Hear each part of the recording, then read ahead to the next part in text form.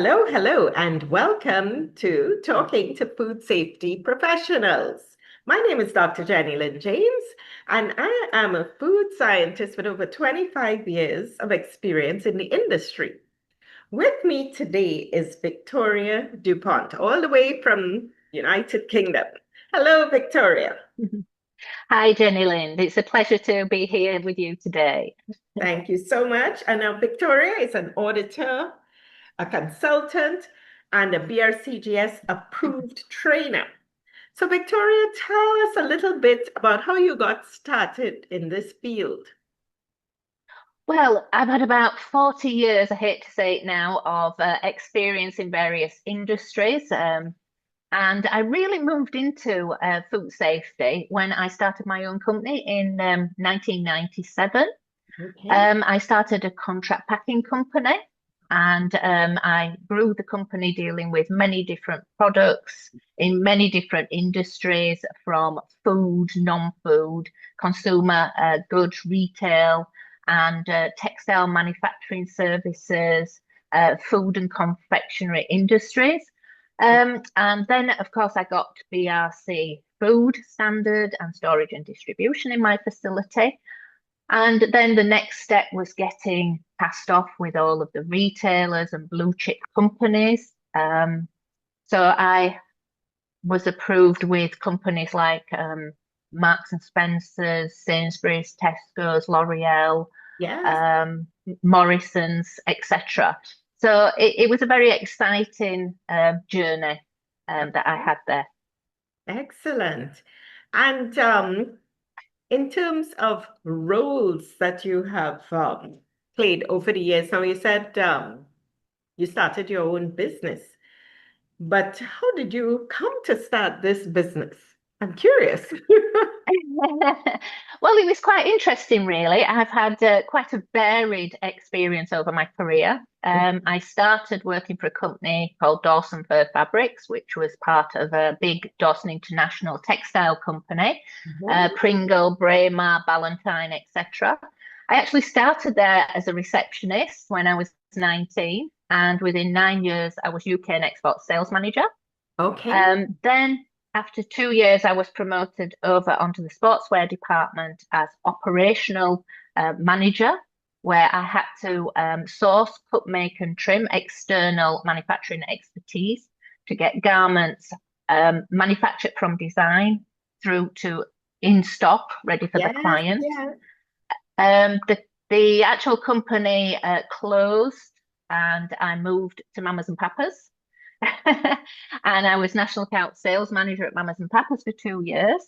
And I worked and developed the co-op account, CWS, CRS, co-op chemists, independent co-ops, and Homeworld.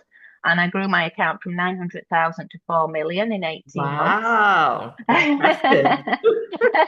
Yay.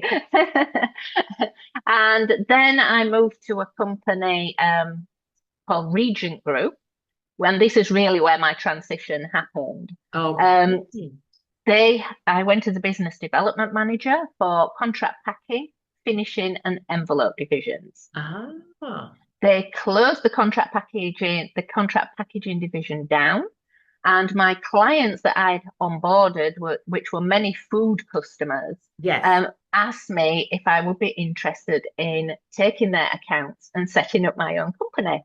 So I said Wow. yes.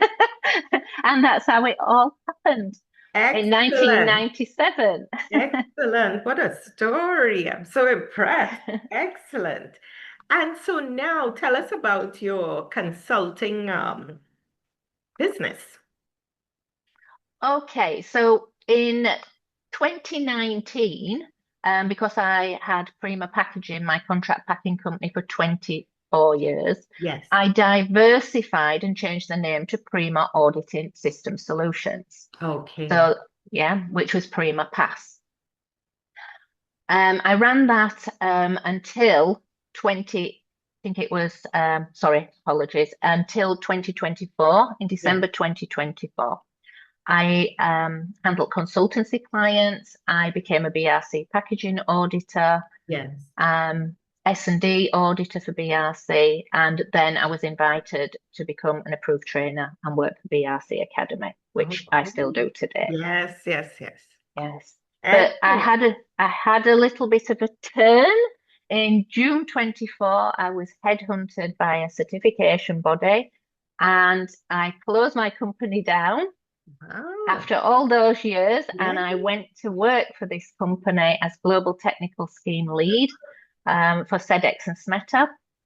However, I missed my own direction and my own focus of my company and doing all the different things I do. Yes. So I left in February 25, set another company up, and which is Be Totally Compliant Limited, and I'm back on track with all of my Yeah. compliance work. Consulting and also training.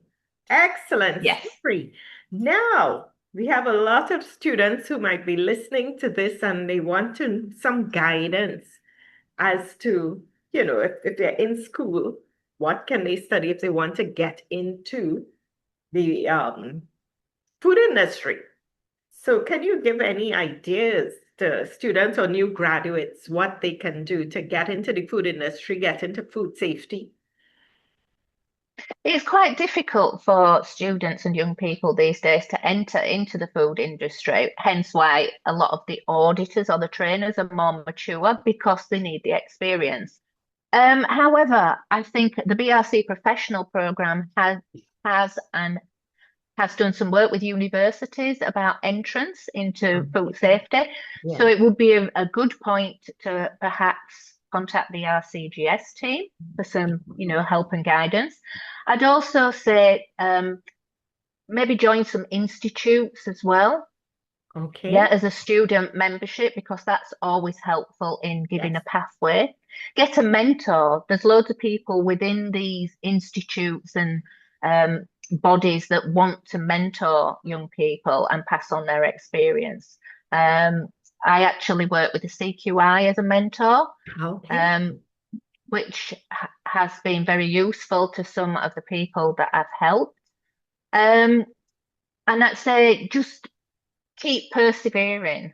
Yeah, ask people, network, get Yeah. on LinkedIn, Definitely. grow your network. Yeah. And above all, don't give up. Yeah. Very good. Perseverance, perseverance. Keep Yes. learning, keep up to date, and above Learning. Yeah. all, yes, enjoy the journey. Right. Now, do you see any specific challenges in the food industry these days? Yes, as an auditor, I see quite a few growing concerns. I would say one of my main things at the moment is down to food fraud. Okay. Yeah, that's quite a concern. And all the legislation, regulatory enforcement challenges that we have that keep popping up. For instance, in packaging, we've had the plastic tax, and we've got EUDR, which is a latest legislation which has come up. So yeah, lots of different legislations which can be, make it very difficult for companies. Please tell me, for those of us who don't live in the EU, what is EUDR? What does that mean? It's a European directive, and it's around suppliers globally have to Yeah. comply. So, for instance, if somebody, as an example, in the UK has a supplier in China, Yes. they will have to show due diligence that their product complies with the Right. EUDR directive, which is Okay. all, for instance, if you make gloves, it's latex. Yeah, there's a list of components that you have to check to make sure you comply. Yes, yes. Yes, so it would be quite an ominous task, especially for small producers to Mhm. follow a lot of these well, all Yes, legislation that is yeah, coming. yeah, it is quite difficult for them, especially if they don't have the resource because of, I mean, the economic climate's quite difficult at the moment. Yeah. So not all small to medium-sized companies can afford the resource, so it is quite difficult. Right, right. Okay, well, that's all we have time for today. Thank you so much, Victoria, for enlightening us and giving, especially students and new graduates, some ideas on their path to becoming food safety professionals. Thank you so much. You're very welcome, and thank you for having me. It was a pleasure. Please hit the like button, like our video, and remember to subscribe to the channel Food Safety Smart so you can be notified every time we interview another amazing food scientist. Hit the subscribe button. Thank you.